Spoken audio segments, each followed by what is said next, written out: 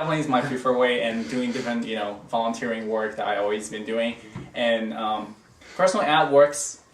It's like hit or miss. I think personal ad. At work? Are you talking about at work or? Personal advertisement, like Yahoo, stuff like that you guys talked about. It doesn't work that well for me. I think it all depends on how you market yourself too. I think if you lie about what you look like, if you're not honest with how you feel about yourself, if you're going to ask for certain things, and you have to be that as well.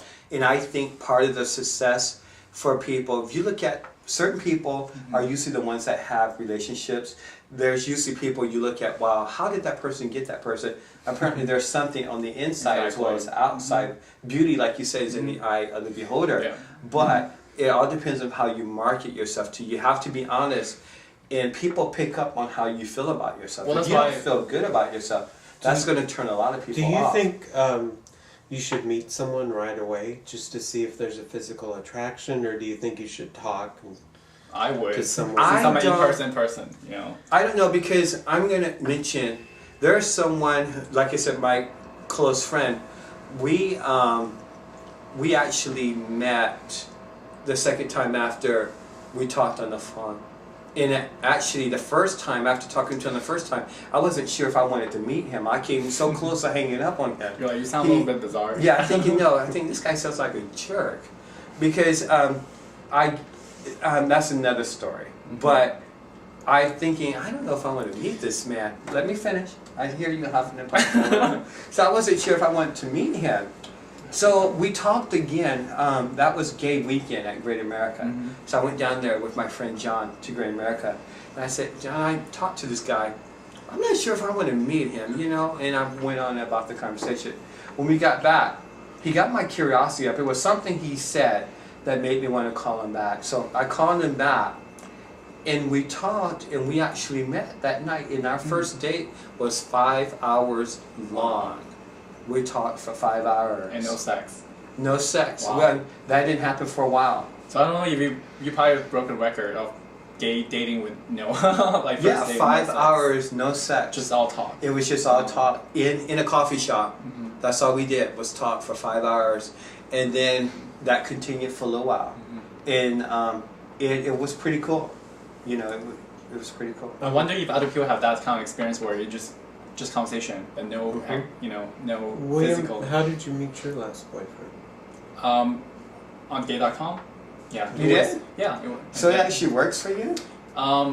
It takes a while. You have to really dedicate yourself talking, and I don't like to be chatting online all that much because I'm an in-person type of guy, so I don't like to meet people online. Do you prefer meeting someone right away? Yeah. Or, okay.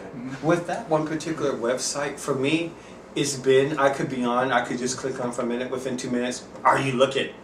Are you looking?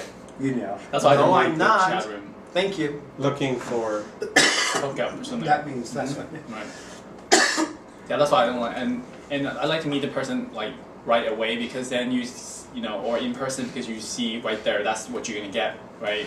Instead of some illusion that you might be thinking of, If you got a really, point. if you really like the person, how long do you wait before For you what? call them or send them an email or something? Oh, you Is there a meet them general online? rule for that? Or No, there's no if rule.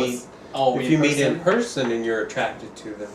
Well, you don't want to appear desperate, you tend It's to not want the to, next and you don't hour, want to right? wait, and you don't want to purposely wait. Like, since I'm busy, I just call whenever I feel like A it. couple of days, 3 days. Yeah. At maybe. least wait 2 or 3 days. Because you want to sink in the feeling, not because you want to play a game. You want to sink in the feeling to reflect on your experience with that guy. Well, you can because, reflect on your experience. like, oh, how did I enjoy hanging out with him? How did we bond? How did he perceive? And was he confident or something like that? So you want to reflect within yourself internally before you call that person. Right. Maybe you just want that person to be your friend, and you are certain that. But something that's a big mistake a lot of gay men have, and I won't speak about lesbians because I don't know any lesbians, so I can't represent lesbians on this topic. But I know just gay men.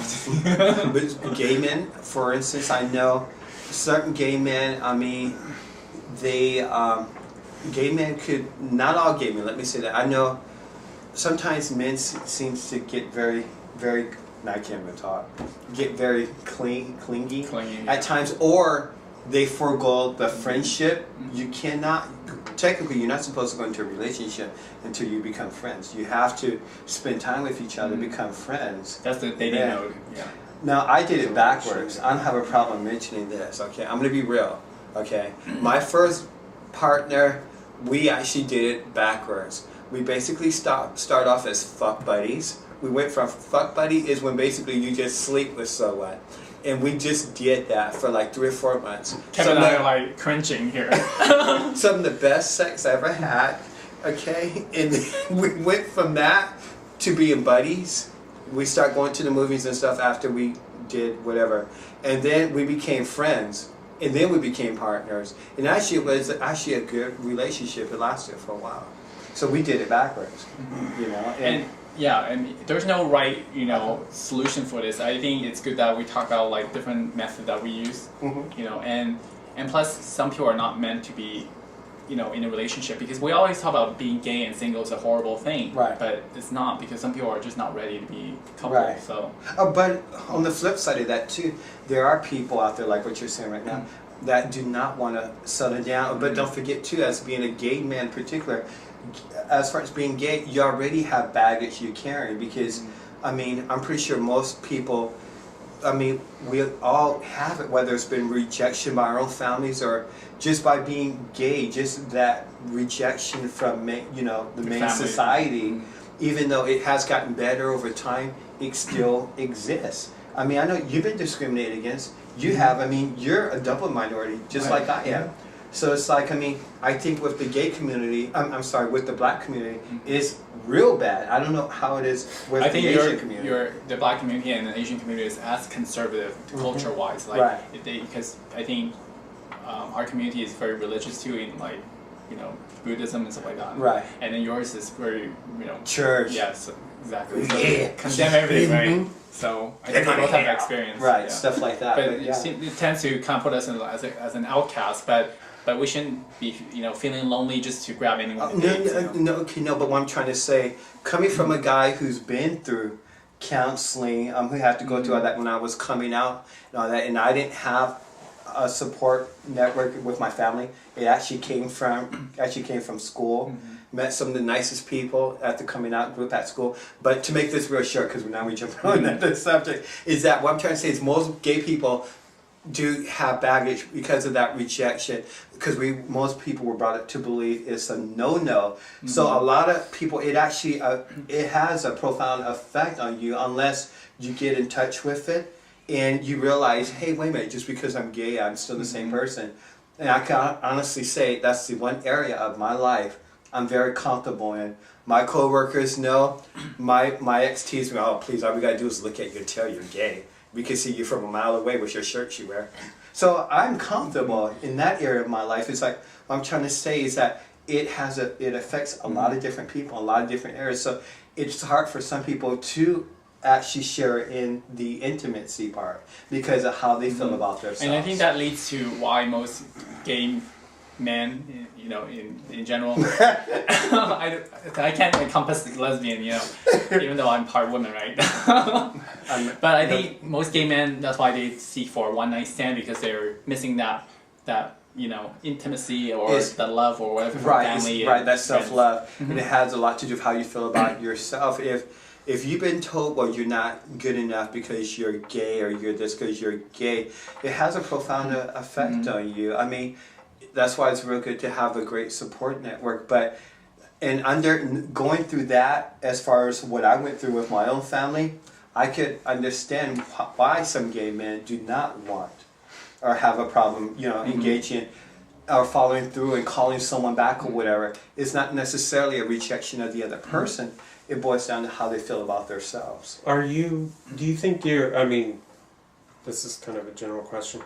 Do you think maybe you're happy? Are you happier when you're with someone, or are you happier when you're single? Because when you're single, you have more freedom, but sometimes, you can get cold at night, kind of lonely, and you wish someone were there. Or you're going back to lonely. That sounds like we'll buy a cat or a dog. Yeah, that sounds like one of those slow songs. Right.